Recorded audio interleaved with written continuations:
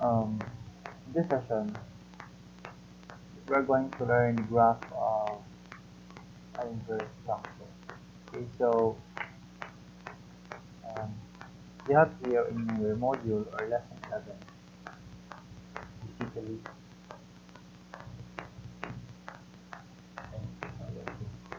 so you're given with, say,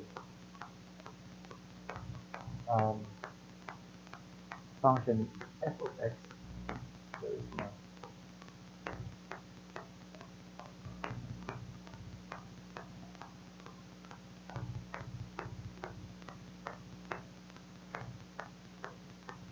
You were given the function. You're given the function, say f of x is equal to 2x plus 1, and then you are going to ask for the graph of its inverse. Of course, you should get first the inverse of this function, and we denote that one as inverse of f of x. So we are going to get this one first. Okay, so how are we going to do that? Of course, you are going to do that following the rules. So, how do you call this one? Steps. Okay, so finding the inverse. The inverse of a given function. So we have here this given function. If we're going to find the inverse of that, of course, we have to have first transform f of x. Instead of having f of x here, we are going to change it into y, Then we have 2x plus 1. There. Then next to that is that you're going to interchange the position of y. So interchanging y, so an x, interchange y and x, so this your y becomes x. So you have here the x, then you have here 2, then instead of having x here, writing x here, you're going to write there y, then plus 1. Then next to that, you are going to rearrange the equation such that on the other side, on the left-hand side of the equation, matitira na lang doon is si y. So, ang gagawin mo dyan is that you're just going to take the additive inverse of 1. Okay? Okay, so I'm going to have here step 3. Okay, so I'm going to flip the equation. So I will have 2y plus 1 is equal to x. So we are not actually changing the equation. We are just trying to flip the equation.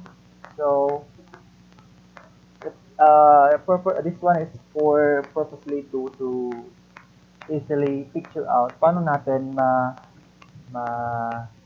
transpose si 1 na such that on the other side, on the left side of the equation ay matitira si x na lang. So ang gagawin mo dyan is that again, so take the additive inverse.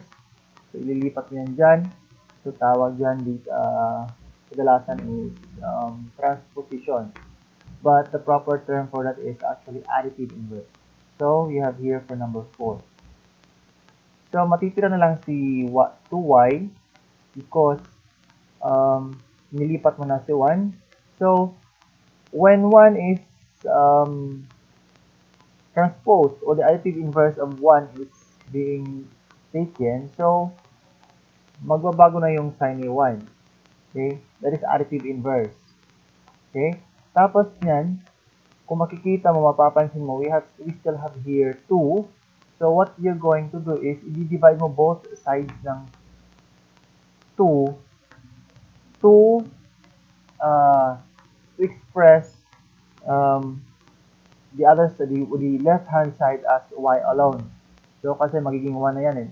2 over 2 is equivalent to 1. So divide natin ng 1/2, times natin ng 1/2 or divide both sides by 2. So meron na dyan, 1/2. Then next to that, is simplify mo na. Okay? So, pag na-simplify mo na, so, ito, natatanggal na yan si 2 dyan. So, magiging 1 na yan. Okay? Tapos ito, distribute mo na ito dito sa, distribute mo na dito, the right-hand side of the equation. So, sa number 5, magiging ano na yan. So, for number 5, so, matitira na lang, so you have y is equal to 1/2 x minus 1. Okay? So, ito na. So, yung final step natin, kasi nakuha mo na eh. Ay, wait lang. Meron pa pala dito 1/2. Okay? Kasi, as you distribute 1/2 to this binomial, so magiging ano yan? 1/2 times x. So, ito yun. 1/2 x. That's minus, of course, kakapin mo lang yung minus sign na yan. Okay? 1/2 times 1. So, magiging 1/2 din yan. So, ganun yun. Okay? So, for step number 6, isusulat mo yung y. Instead of having y, magiging ano na yan? Magiging f, inverse of f of x. So, sulat mo na lang yan. So, 1/2 x minus 1/2. So, ito na yung inverse natin. Okay? So, nakuha natin yung inverse. Okay? So, ikakopy lang natin itong original function natin. Then, we are going to have to take the graph of this. Okay, so, ikakopy ko ito. Then, I'm going to get down here. So, I'm going to have here. So, please. So, ito yung original function natin. Okay. So, wait lang. Ano. Then, yung inverse ng function na ito, we have it this one. Ito yung inverse ng function natin. Okay, ito din.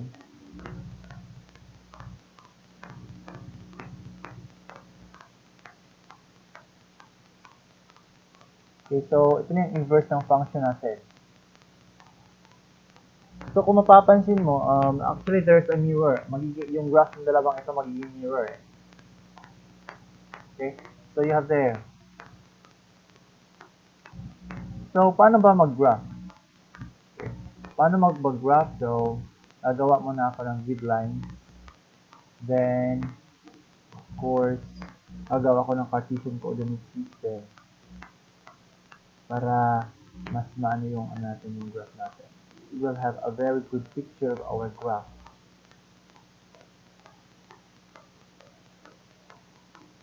Okay? So, in graphing, dapat you have to be exact. The interval, should be exact. Okay? So, pag 1, yung interval mo dapat 1. Gaya ng nag-start ito 0. So, and then yung interval mo is 1. So, you will have 0, 1, 2, 3. Pag yung interval mo naman, pag sinabi natin interval, yun yung how far the values with respect to each other. Yung pagitan ng dalawang values. So, pag sinabi mo yung interval mo is 2, so dapat yung interval mo pag nag-start ka sa 0, so magiging 0 to 0, 2, 4, 6, 8. Yan yung tatawag natin interval. Kasi yung iba kasi pag nag-graph, parang di nasusunod yung ganung tamang interval eh. So yung iba pag naging 1, that's 2, naging 4, naging 6, mali yun. So you should follow the proper interval. Okay? So ito gagawa ako ng interval. Saan na ba yung pansulat ko? So ito, yung interval ko para naman malaki-laki. So dapat yung guhit, the lines that you're going to incorporate or to use, dapat magkasinhaba lang yan. So at least magkasinhaba ha. That's the technicality in graphing. Okay, kasi pag hindi magkasinhaba yan, yung graph mo magiging tabing yan. It would look awkward, of course. I really have a hard time looking at the screen. So I will not be using software, graphing software in this case kasi I want to show you the experience, somewhat the experience whenever a teacher would be using a board. Okay? So, yan. Masakit sa mata actually. So ito na yung yung graph, yung Cartesian coordinate system ko. Okay? So you have here my Cartesian coordinate system. So I have here my y. So yung x ko. So this is my x. Okay? So yung arrow na yan dapat mong ilagay kasi that denotes continuity. That denotes continuity. Okay? So yan. Then next is that gagawa tayo ng table of values. We're going to create a table of value, and of course, isa-isa. Okay, so I will be making a table of values for x, and of course for the f of x, and of course the inverse of f of x. So isa-isahin natin yan. So I have here my x, then I have here my y. Then I'm going to assume values for x. So I have here say -2, and I have here -1. So nasa sayo na yan. If you're going what value you're going to use as your x. So I have here 0. Then I also have here 1. Okay? So, minsan, may mga given na problems na nire-restrict. So, or may mga values lang kayo dapat ilagay dito sa x. Okay? So, may restriction. Pero, it depends. Okay? So, I'm going to copy this one, then have this one on the other side also. Para silang dalawa, meron silang table of values. So, yan yung natin mamaya. I-fill up natin. Okay? So, tig-iisa na sila. Okay? So, pag sinabi mong when you're, next is we're going to evaluate the values na. We're going to evaluate the equation using different values for x. Okay? Or our domain. So, pag sinabi mong -2, so itong -2 na to, ito yung ipapalit mo dito sa x. So, just like what we did in your evaluation of function, okay, you write that one in this way. So, f of x, si x natin ngayon is -2 na. Then you have that step by step, plus 1. So, ayan na. Then,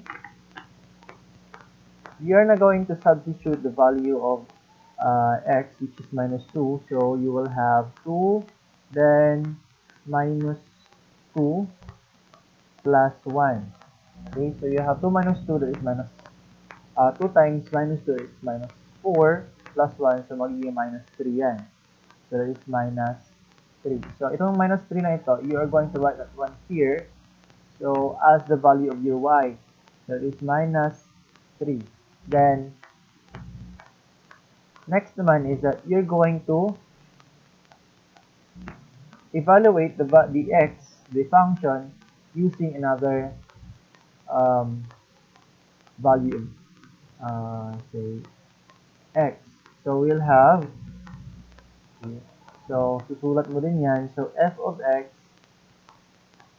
so f of x, wherein your x is -1, that is equivalent to 2 minus 1 plus 1. So, doing further mathematics, so you have 2 times -1, that is -2 plus 1, that is -1. Ilalagay mo lang yun dito sa table of values mo. Then later on, after that one, another na naman. So, So, that's it. So, tatanggalin ko lang to. So, i-move ko yan, tatago ko yan. So, diretso na ito. So, you're going to have it. When f of x such that x is equal to 0, so ano na yung magiging function mo? So, yung magiging 1 na yan. Kasi 2 times 0 is 0 plus 1, so that is plus 1. So, dito, that is 1. Then, evaluating the function when x is equal to 1, so you have 1 here. So, you have 2 times 1, ito. Papalitan lang to ng 1. So, 2 times 1, 2 plus 1, that is 3. So, you have there 3. So, susulat mo yan finally dito sa table of values mo. Okay, so you have here 1, then 3. Okay? So, tago ko na ito. I'm not needing this one anymore. Okay, that one. So, I just have completed the table of values for the given function. So, I am actually ready to graph this one, but I'm going to have this one later.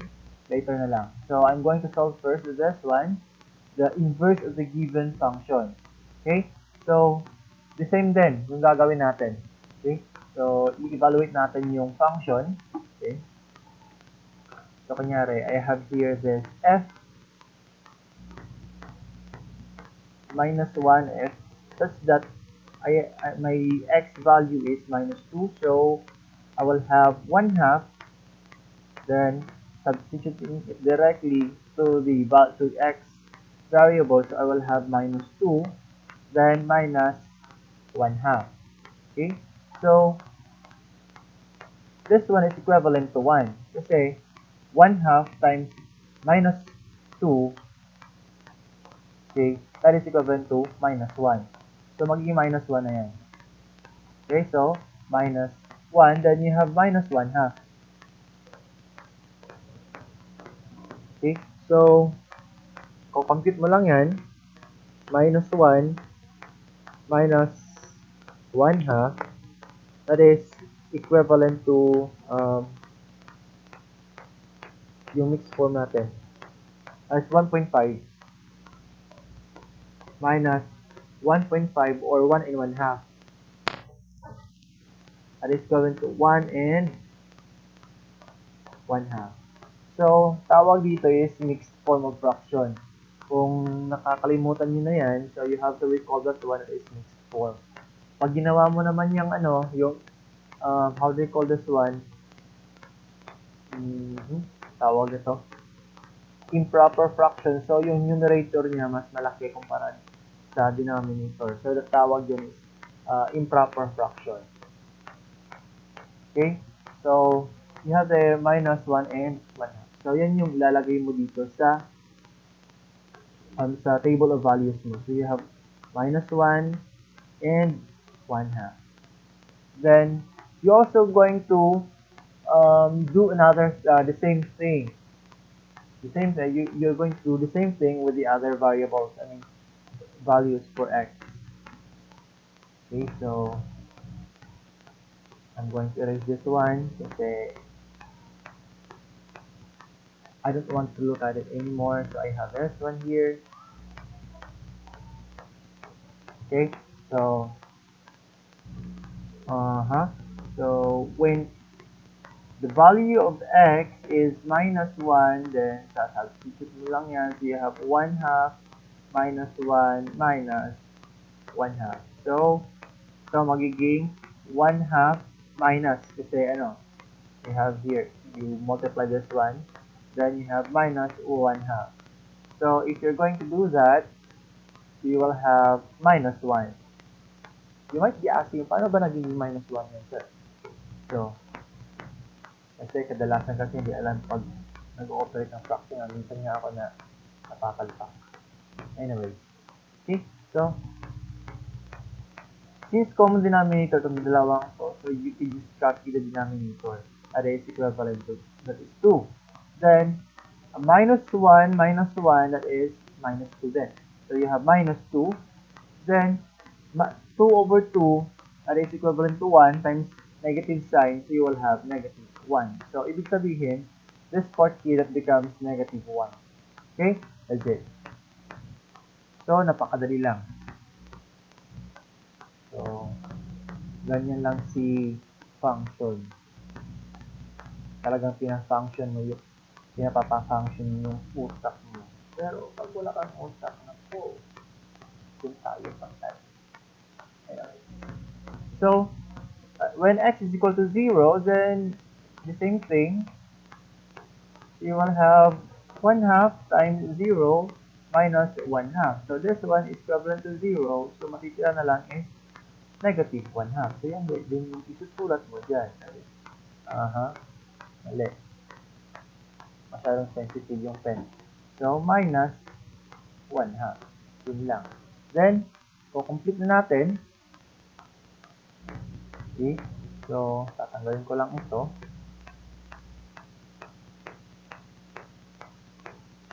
Ano ba tatanggalin? So, ito, tatanggalin ko lang ito. I'm going to put it here. So, wala na siya. Parang siya nawala. Bigla. Okay? So, when x is equal to 1, you have f inverse of f of x 1. So, you will have 1/2 times 1 minus 1/2. So, this one is, of course, identity rule in mathematics. So you have 1/2 minus 1/2. Let's say 1/2 times 1 is identity. So you have 1/2. Then minus 1/2, that is equivalent to 0, of course. This part here magiging 0 yan. Okay? So, I think we are now ready to graph the given functions. And of course, the inverse of the given function. So, graph na tayo. So, in here, we have to specify the interval. Okay? So, in this case, pwede kong I'm going to make the interval as 1. So, I have here the origin, that is the starting point is 0. So, ito magiging 1 ito. 1, 2. So, 2, then 2, 3. So, 4 ito. So, I have interval of 1. So, 1, 2, 3, 4, then 5, and this part here 6. Then here, magiging negative 2, going to left side of the x-axis. So, minus 2, minus 3, minus 4. Then you have to be consistent with your interval. So, going upward, that is positive for y. So, I have here 2, 3, 4, 4, 6. Okay? Downwards, it's negative. So, negative 2, 3, negative 4. Okay? Somewhere here, there is negative 6. Okay, so I have here the graph already. Then, plot the values. So, what you're going to do is to pair x, y, x, y, x, y. Okay, so when your x is negative 2, hanapin mo lang yan. Asan ba yun si x? Negative 2 sa this part here. So, I have here my x negative 2, then my y which is negative 3. So, ito. Then, nagawa mo lang ng vertical line and horizontal line. So, the intersection between that line. Okay, so yan yung magiging point mo. Okay? So, this is your point, minus 2. Minus 2, then minus 3. That is for your x. For your point 1 of the given function. Then, you have minus 1, minus 1. So, this part here. Then, you have 0, 1. So, ano sabi yung 0? So, you have here 0. Ba't ang pangit? Ganun ba? 0, 1. You have here 0, then you have here 1. Kung mapapansin mo, you are actually creating a line which is straight line.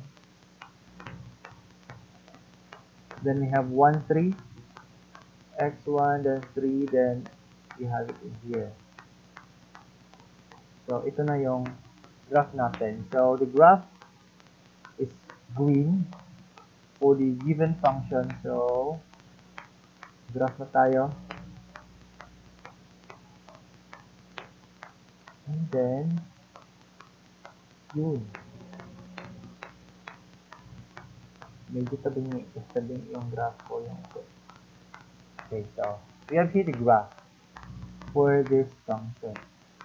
If you're done having the graph, getting the graph, then you may write here f of x is equal to 2x plus 1. Then, this is actually the graph for the given function. So, yung inverse naman. Okay? So, I'm going to use a blue.